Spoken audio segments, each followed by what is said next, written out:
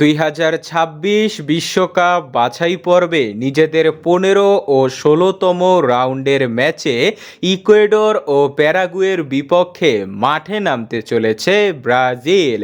CONMEBOL অঞ্চলের বাছাই পর্বের পয়েন্ট টেবিলে 14 ম্যাচ খেলে 6 জয় ও 5 পরাজয়ে 21 পয়েন্ট নিয়ে 4 নম্বরে রয়েছে সেলেসাওরা।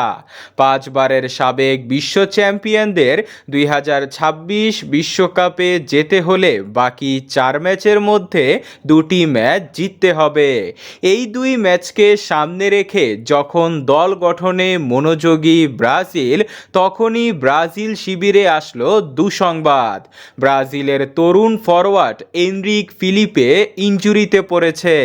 জানা গেছে তার ডান পায়ের জয়েন্টে হ্যামস্ট্রিং ইনজুরি হয়েছে, যার ফলে তাকে ছাড়াই দল ঘোষণা করবে ইতালিয়ান কোচ কার্লো আনচেলত্তি।